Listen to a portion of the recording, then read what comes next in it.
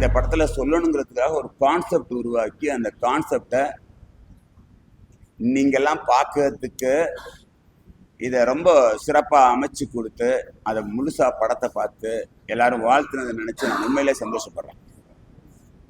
ஒரு ஹிட்டு படம் கொடுக்கறதுக்கு எப்படியும் ஒரு ஏகப்பட்ட பேர் இருந்தால் மட்டும்தான் ஒரு நல்ல சினிமா கொடுக்க முடியும் அப்படிங்கிறது ஒரு பக்கம் இருந்தாலும், ஒரு ஒன்மேன் ஷோவா ஒரு சினிமா நல்ல சினிமா கொடுக்க முடியும். ஒரு 21 கிராஃப்ட் ஒன்மேன் ஷோவா பண்ணி மக்களை ரசிக்க வைக்க முடியும். அதுக்கு நம்ம தலைவர்களை பற்றியும் நல்ல சிறப்பாக சொல்ல முடியும்னா அதுக்கு ஒரு உதாரணம் தான் இந்த வங்காள விரிகுடா. இந்த படத்தை ஒரு வெற்றி படமாக அமைக்க கொடுத்ததுக்கு நான் எப்பவும் நன்றி கடனோட இருப்பேன். அடுத்து படம் பண்ணுறேன், அதுக்கான வேலைகள் போயிட்டு இருக்கு. நீங்கள் இதை மக்கள்கிட்ட கொண்டு போய் நல்லபடியாக சேருங்க. ஒரு படம் எடுக்கிறதுக்கு எவ்வளவு கஷ்டங்கிறது எல்லாருக்கும் தெரியும். ஆனால் இந்த படம் நான் கஷ்டப்பட்டு எடுக்கலை, ஒன்மேன் ஷோவாக தான் செஞ்சுருக்கிறேன். அது கஷ்டப்பட்டு எடுக்கலை, இது என்னோட இன்ட்ரெஸ்ட்டு. இது நல்லா கொண்டுட்டு வரணும்னு ஒரு ஆசை. அதையெல்லாம் விட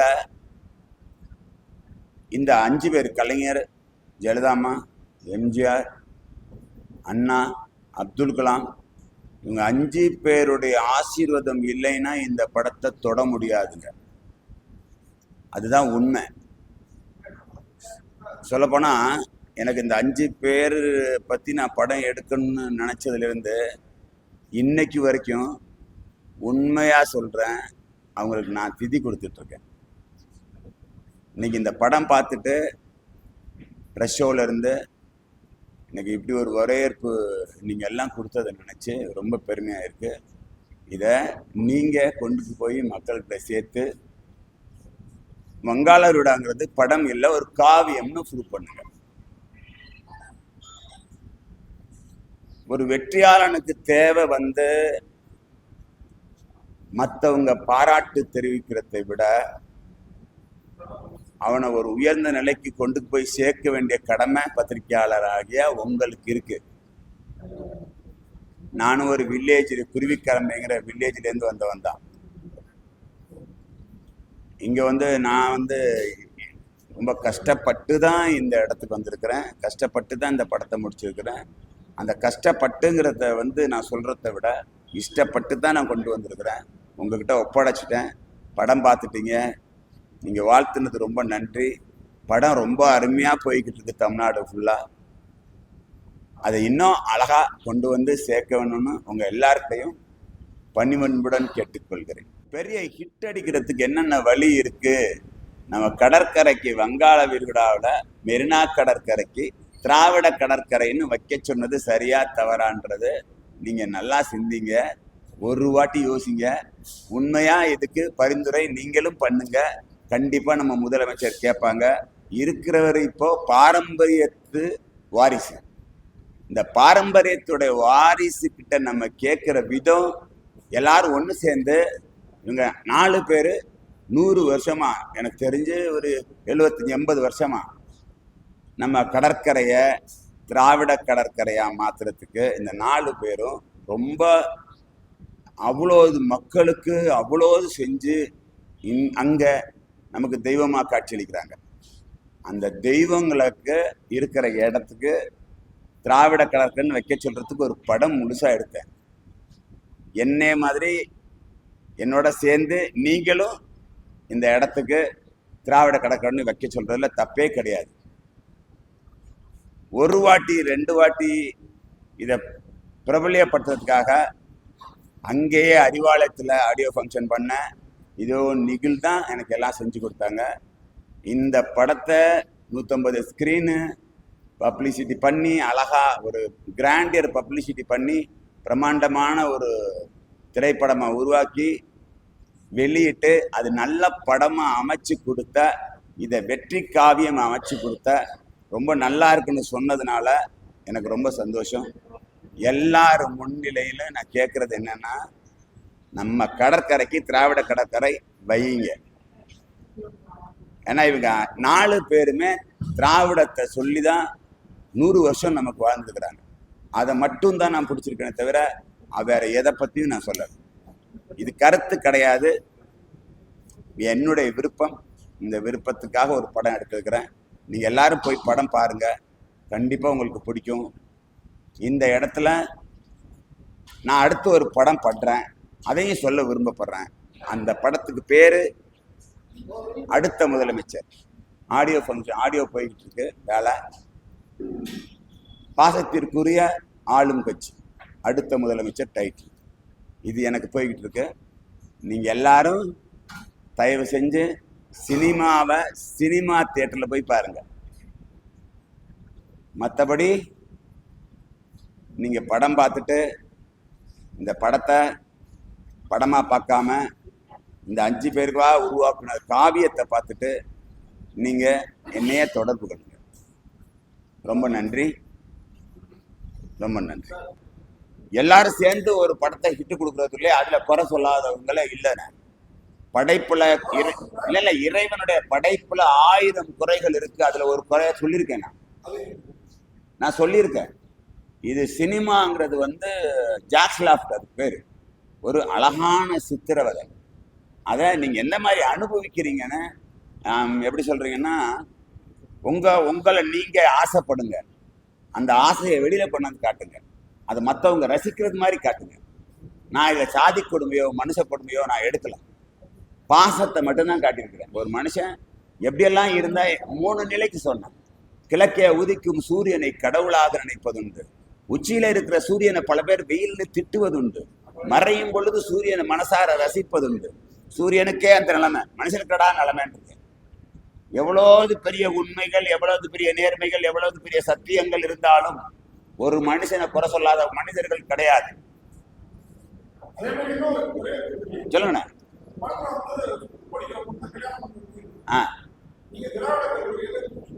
ஆமா ஆமா, அதேதான் மேட்ரு. அதான் அழகா கேக்குறேன்னா, பெரிய வெற்றி படமாக்கிய. ஆமாண்ணா.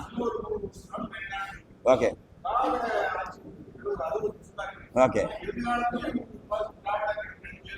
ஓகே. இல்லைண்ணே, நான் இருந்தவங்கள தான் சொன்னேன். 4 பேர் எனக்கு தெரிஞ்சு 4 பேருங்கிறது, நான் அதில் 3 பேரை பார்த்துட்டேன், ஒருத்தரை பார்க்கல. அந்த 4 பேர்கிட்ட இருந்து வந்தது தான் எல்லா கட்சியுமே. அதில் சொல்லியிருப்பேன், நாடு நாடு தமிழ்நாடு, தமிழ்நாட்டில் அன்பை மட்டும் விதைச்சு போடணும். இதுக்கு அடுத்த படம் பண்றதுல ஒரு கான்செப்ட் வச்சேன்.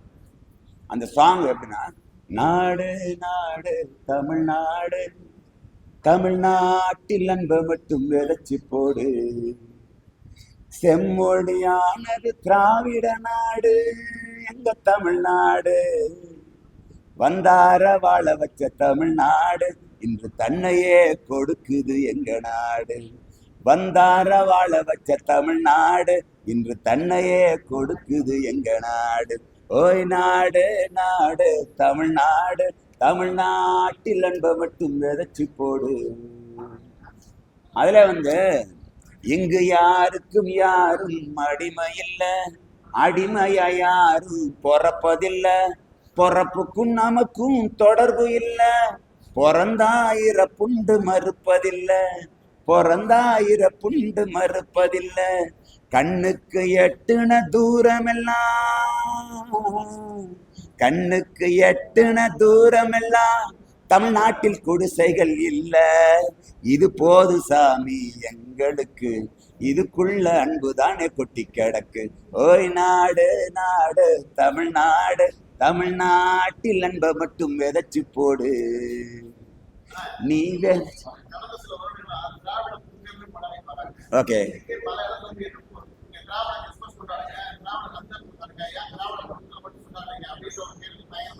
ஓகே. ஒரு அருமையான விஷயம்னா என்ன, இப்போ எங்க அம்மா எங்க அப்பா அப்படின்ற ஒரு கான்செப்ட் இருக்குல்லண்ணே. எங்க அம்மா அப்பா பத்தி இன்னொருத்தவங்க தப்பா பேசும்போது நமக்கு கோபம் வந்துடும்.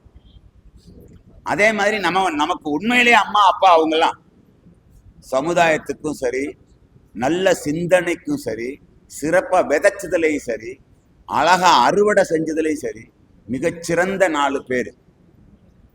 அண்ணா, கலைஞர், எம்ஜிஆர் ஐயா, இந்த 4 பேர், ஜெயலலிதா அம்மா சேர்த்து, இந்த 4 பேர் இருக்கிற இடம், அதுக்கு வச்ச இடம் நமக்கு வந்து மெரினா கடற்கரை. இப்ப இந்த 4 பேர் இருக்கிறதுனால நாங்க விரும்பி கேட்கிறோம். கண்டிப்பா கண்டிப்பா.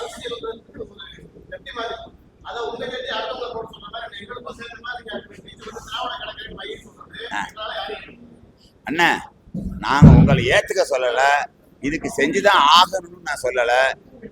இவங்க 4 பேர் நமக்கு முன்னாடி ஆண்டிருக்கிறாங்க, ஆண்டவர்கள்.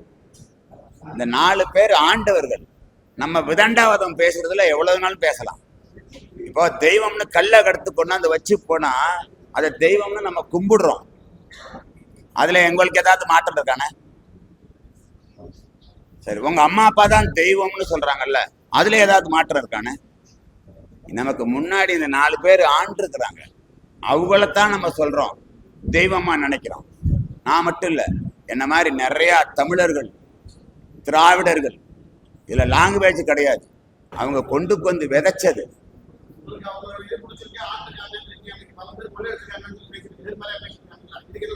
என்ன உண்மையா விஷயம் என்னன்னா, இந்த வங்காள விடா படத்துல ராமேஸ்வரத்துல இருக்க தேசிய தலைவர் அப்துல் கலாம், இங்க இருக்கிறது 4 பேரும் திராவிட தலைவர்கள். இந்த கான்செப்ட்ல மட்டும் நீங்க பாத்தீங்கன்னா, அப்துல் கலாமும் சரி, இந்த 4 பேரும் சரி, இவங்க 5 பேரையும் ஒன்னா சேர்த்தா தேசியமும் திராவிடமும் எனது கண்கள்னு சொல்லுவேன்.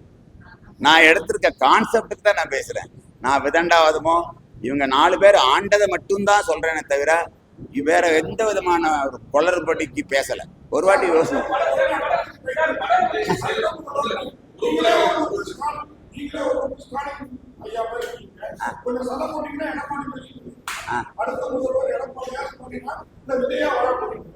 அண்ணா, ஐ லவ் யூ அண்ணா, லவ் யூ அண்ணா. அண்ணா, இப்போ படம் ஓடிக்கிட்டு இருக்கு. இப்ப படம் அண்ணா, நீ நல்ல கேள்வி கேட்குறண்ணா. என்ன அப்படின்னா, எனக்கு யாரும் இல்லை, எல்லாரையுமே எனக்கு பிடிக்கும், எல்லாரையும் நேசிக்கிறேன் உள்ள. நான் யாரையும் விட்டு கொடுத்துட்டு சொல்லவே கிடையாது. எனக்கு எப்படி சொல்றீங்க, நீங்க கேட்டதுல ஒருத்தரை விட்டுட்டீங்க, சீமானண்ணா. எனக்கு அவரை ரொம்ப பிடிக்கும். எல்லாரையும் நேசிக்கிறேன் உள்ளதான்.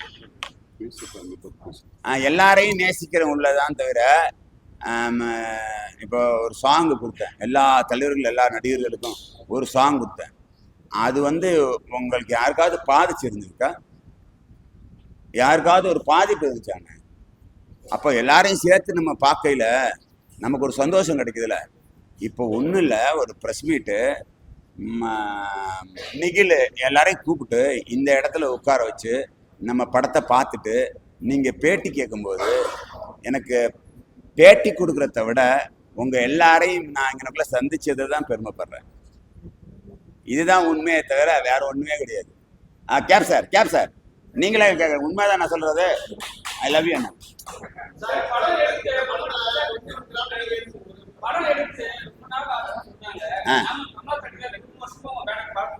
ஓகே,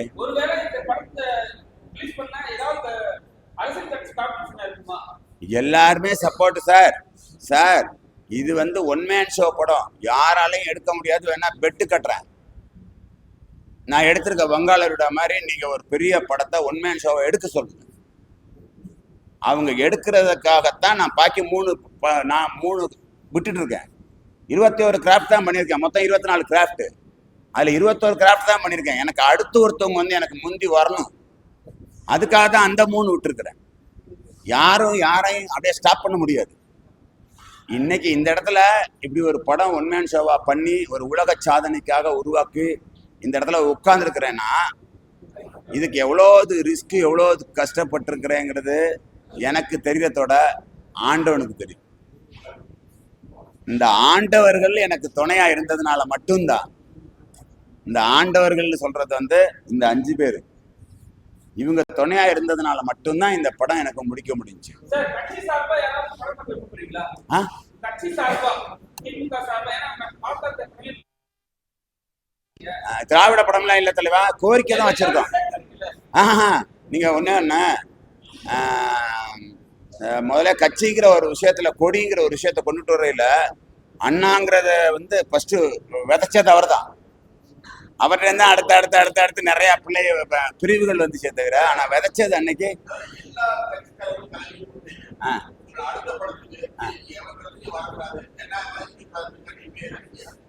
அண்ணா ஏன்னா அப்படிலாம் கேக்குற, எல்லாரும் எனக்கு வேணும் அப்படிலாம் இல்ல. படத்துக்கு படங்கிறத விட அதுதானே எல்லாரையும் நேசிக்கிறோம். உங்களையும் நான் நேசிக்கிறேன்னு தான் சொல்லியிருக்கேன்ல, அதுல உங்களையும் நேசிக்கிறேன்னு சொல்லியிருக்கேன். அண்ணா அண்ணா அண்ணா என்ன விரும்ப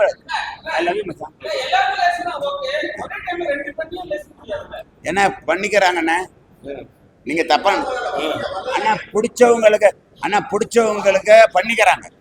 அதுல பேசாது அது இல்ல. ரொம்ப நன்றி. உங்களோட நான் இணைந்ததற்கு, என்னை இணைத்ததற்கு நிகிலோட அரவணைப்பு மட்டும்தான் காரணம். இந்த மீட்டிங் கொடுக்கறதுக்கும் மிஞ்சி போனா 1 மணி நேரத்தோட ஆகல. எல்லாத்தையும் பிக்ஸ் பண்ணிட்டு கூட்டி வச்ச உட்காந்து பேசினு முடிச்சிட்டேன். இதுதான் உண்மை. ரொம்ப நன்றி.